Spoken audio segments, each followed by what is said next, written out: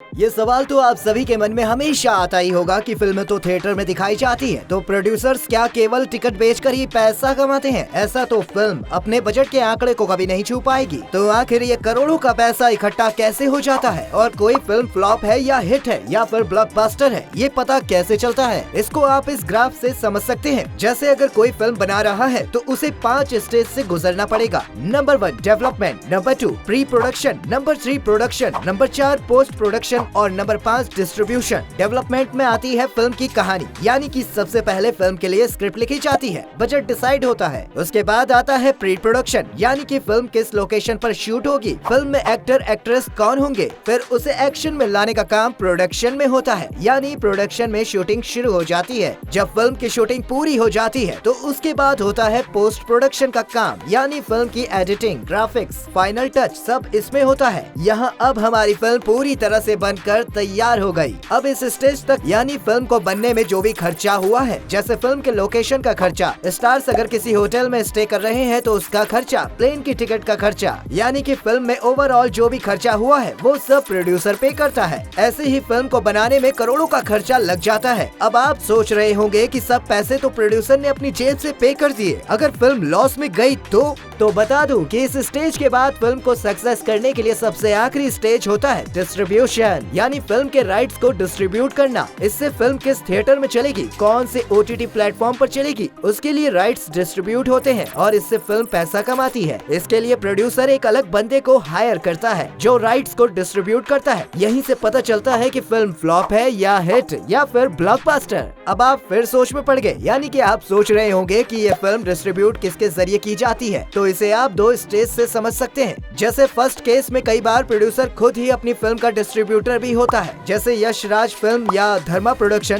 या Eros now, ये सब कंपनी फिल्म बनाती भी है और डिस्ट्रीब्यूट भी खुद ही करती है। यानी डिस्ट्रीब्यूटर का खर्चा यहाँ से बच जाता है, क्योंकि खुद ही थिएटर चैनल या OTT प्लेटफॉर्म पर इसके राइट्स बेचते हैं। राइट से हमारा मतलब है कि सामने वाला पर्सन अपने थिएटर में फिल्म चला सकता है, फिर जो भी इनकम होगी उसमें परसेंटेज डिसाइड करके बांटा जाएगा। वहीं दूसरे केस में प्रोड्यूसर अपने फिल्म के राइट्स एक पर्टिकुलर बंदे को डिस्ट्रीब्यूट कर देता है। ये एक कंपनी भी हो सकती है और ये कोई सिंगल पर्सन भी हो सकता है। इसमें कई बार प्रोड्यूसर को फायदा भी हो जाता है, लेकिन कई बार लॉस भी होता है, क्योंकि मान लीजिए डिस्ट्रीब्यूटर को प्रोड्यूसर ने हाई रेट में अपनी फिल्म बेच दी, फिर डिस्ट्रीब्यूटर के राइट्स थिएटर को देगा, OTT पर बेचेगा, चैनल को देगा। लेकिन अगर फिल्म फ्लॉप हो गई तो नुकसान डिस्ट्रीब्यूटर का हो जाता है, क्योंकि उसने तो प्रोड्यूसर को ज्यादा पैसे देकर फिल्म खरीद ली। अब अगर लोग थिएटर में फिल्म देखने नहीं गए तो उसने जितने में प्रोड्यूसर को फिल्म खरीदी उसका तो घाटा हो गया। अब बात करते हैं फिल्म की कमाई कैसे होती है। तो असली खेल शुरू होता है डिस्ट्रीब्यूटर से, क्योंकि डिस्ट्रीब्यूटर फिल्म की मार्केटिंग और प्रमोशन पर अच्छा खासा पैसा लगाता है। इसके जरिए ही फिल्म को लोग जान पाते हैं। यहाँ से फिल्म की ओवरऑल कॉस्ट सामने आ जाती है। तो सबसे पहले डिस्ट्रीब्यूटर मूवी की सैटेलाइट राइट्स और म्यूजिक राइट्स सेल करता है। अगर प्रोड्यूसर खुद ही डिस्ट्रीब्यूटर है तो ये काम फिर प्रोड्यूसर खुद ही करेगा। सैटेलाइट राइट से मतलब है किसी टीवी चैनल पर अपनी फिल्म को दिखाना। जैसे सोनी पर आपने सूर्यवंशम तो देखी होगी, ये इसलिए दिखाई गई क्योंकि फिल्म के प्रोड्यूसर या फिर डिस्ट्रीब्यूटर ने फिल्म के राइट्स उस चैनल को बेचे थे, जिससे उस टीवी चैनल को फिल्म दिखाने की अपॉर्चुनिटी मिल जाती है। इससे उस चैनल पर वो फिल्म चलाई जाती है। प्रोड्यूसर या डिस्ट्रीब्यूटर ज्यादा पैसों में फिल्म के राइट्स एक टीवी चैनल को बेचता है, इससे उसकी पहली इनकम यहाँ से होती है। अब आप फिर सोच रहे होंगे कोई टीवी चैनल क्यों फिल्म के राइट्स खरीद रहा है, उसको क्या फायदा? तो ऐसा इसलिए क्योंकि अगर वो कोई फिल्म अपने चैनल पर दिखा रहा है तो ज्यादा से ज्यादा लोग उसके चैनल को देखेंगे। इससे चैनल की डिमांड बढ़ेगी और अगर चैनल की डिमांड बढ़ेगी तो चैनल को बहुत सारी कंपनी से ऐड मिलेगा तो चैनल पैसा कमाएगा। हम फिल्म की कमाई पर बात करते हैं तो सैटेलाइट राइट्स के बाद अब म्यूजिक राइट्स को सेल किया जाता है। म्यूजिक राइट्स से मतलब है फिल्म के गानों को चैनल पर बेचना, जैसे MTV, 9XM, Zoom TV। इन चैनल्स पर आप गाने तो सुनते ही होंगे। ये चैनल इसलिए ही गाने चला पाते हैं क्योंकि उन गानों के राइट्स खरीदने पड़ते हैं। ये एक फिल्म की कमाई का दूसरा स्टेज है। इसके बाद आता है सबसे मेन काम, थिएटर में फिल्म को रिलीज करना। अगर प्रोड्यूसर खुद ही डिस्ट्रीब्यूटर है तो वो फिल्म के राइट्स सब डिस्ट्रीब्यूटर को सेल करता है। सभी डिस्ट्रीब्यूटर देश के अलग अलग भागों में बटे होते हैं। ये कोई कंपनी भी हो सकती है। इन्हीं की हेल्प से हर एरिया में जितने भी थिएटर्स PVR होते हैं उनको फिल्म की कॉपी दी जाती है और उसी समय ही डिस्ट्रीब्यूटर थिएटर के मालिक से डील कर लेते हैं कि फिल्म के टिकट के बिकने के बाद कितना हिस्सा वो रखेगा और कितना वापस करेगा।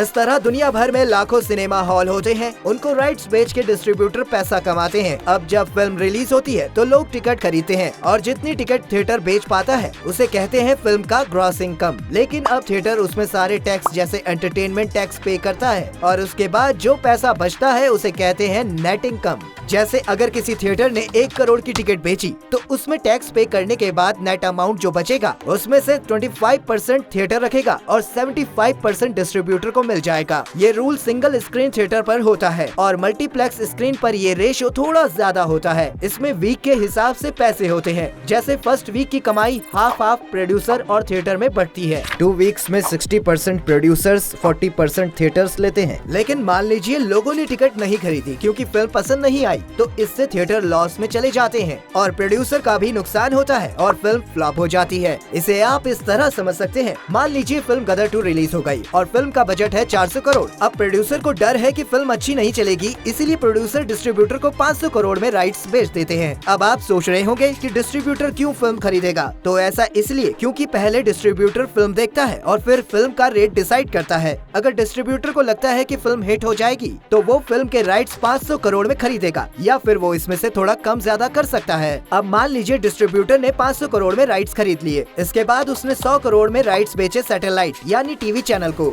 अब उसने 500 में से 100 करोड़ तो कमा लिए, अब उसको 100 करोड़ का हिसाब करना है ताकि उसे लॉस ना हो, इसलिए वो राइट्स को बेचेगा थिएटर को। अब असली खेल यहीं से शुरू होगा, जितनी टिकट बिकेगी वहीं से हिट, फ्लॉप और ब्लॉकबस्टर डिसाइड होगा। मान लीजिए फिल्म 1 हफ्ते में ही पिट गई, यानी 1 हफ्ते के बाद कोई टिकट खरीदने ही नहीं गया, तो 1 हफ्ते में दुनिया भर के थिएटर 100 करोड़ के आसपास ही टिकट बेच पाया है, यानी फिल्म फ्लॉप हो गई और डिस्ट्रीब्यूटर को हो गया करोड़ों का नुकसान। तब प्रोड्यूसर को कुछ पैसे डिस्ट्रीब्यूटर को वापस देने पड़ते हैं क्योंकि उसने 500 करोड़ में फिल्म बेच दी थी और फिल्म बिल्कुल भी नहीं चल पाई। लेकिन अगर फिल्म नहीं पिटी और थिएटर में ठीक ठाक रिस्पांस दे रही है, यानी डिस्ट्रीब्यूटर ने फिल्म के बजट से 130 से 150% तक कमाई कर ली है, तो उसे सुपर हिट कहेंगे। लेकिन अगर फिल्म का क्रेज खत्म नहीं हुआ और आगे भी लोग फिल्म की टिकट खरीद रहे हैं, तो फिल्म हो जाती है ब्लॉकबस्टर। और ब्लॉकबस्टर तब होगी जब डिस्ट्रीब्यूटर फिल्म के रियल बजट से ज्यादा 150 से 170% तक कमाई कर लेता है, तो इसे ब्लॉकबस्टर माना जाता है। जब फिल्म ब्लॉकबस्टर साबित होती है तो कुछ डिस्ट्रीब्यूटर को प्रॉफिट का कुछ हिस्सा प्रोड्यूसर को देना पड़ता है। दरअसल प्रोड्यूसर अपनी फिल्म डिस्ट्रीब्यूटर को बेचता है, तभी डिसाइड हो जाता है कि अगर फिल्म ब्लॉकबस्टर हुई तो तुम्हें प्रॉफिट का इतना हिस्सा देना होगा, वहीं अगर फिल्म फ्लॉप हुई तो प्रोड्यूसर को कुछ अमाउंट डिस्ट्रीब्यूटर को देना होगा। मुझे लगता है कि अब आपको ये बात समझ आ गई होगी। तो फिलहाल आप गदर 2 देखने जा रहे हैं या नहीं, कमेंट सेक्शन में जरूर बताइएगा।